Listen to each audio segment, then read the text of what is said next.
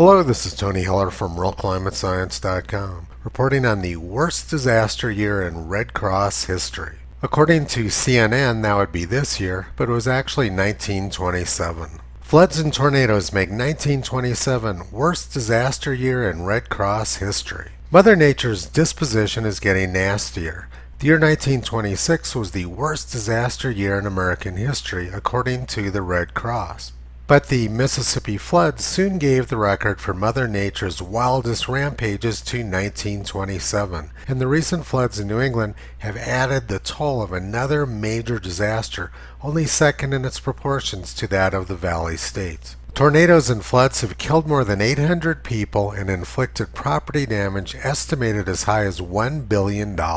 Let's take a look at a few of the key disasters from 1926 and 1927. This was Miami Beach underwater from a hurricane storm surge in September 1926. The hurricane swept across Florida, killed 1,000 people, and injured another 3,000. Miami was largely destroyed in the 1926 hurricane. It was the most expensive natural disaster in U.S. history. This is what President Trump's Florida home, Mar-a-Lago, looked like in September 1926. The storms in September 1927 were massive catastrophes, and at the time, scientists were doing actual science. They blamed the storms on the sun. Gigantic sunspots, 25 times the size of the Earth, have been discovered by the director of the Treptow Observatory near Berlin and are believed responsible for the excessive rains and thunderstorms causing unprecedented floods in various parts of the world.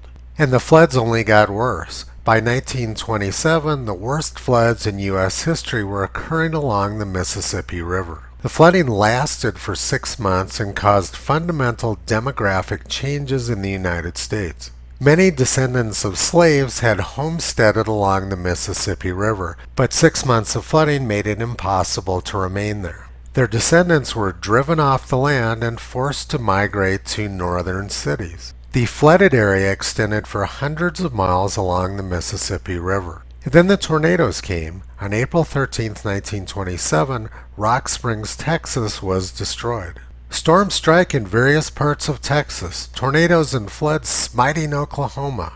This was the Boston Globe a few weeks later on May 10, 1927. Another tornado outbreak killed 200 people and injured 1,000. And they were also discussing the massive flood on the Mississippi River. The country was being ravaged by floods and tornadoes. The Red Cross was not exaggerating, but so far we've only covered the first half of 1927. September 1927 brought unprecedented heat waves to the eastern half of the United States. And on September 20th, 1927, much of St. Louis was destroyed by a tornado. The record heat of 1927 continued into October. The week of Halloween 1927 brought an unprecedented heat wave to the eastern U.S. On October 24, 1927, almost half of the country was over 80 degrees Fahrenheit. And for the last week of October 1927, more than one-third of afternoon temperature readings were over 80 degrees. Let's take a look at the progression of the heat wave that week. October 24th was extremely warm. All these purple dots represent temperatures over 80 degrees Fahrenheit. I'm going to go through this day by day, and you're going to see that as the week progresses, the heat moves towards the east and cooler temperatures start to prevail in the northwestern part of the country.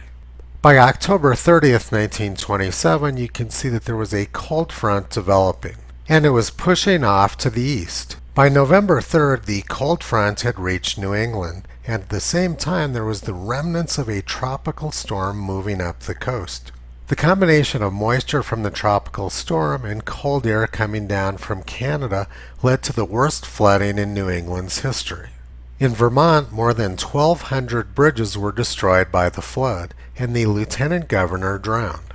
Now I'm going to show you a couple minutes of newsreel from the flood without any commentary.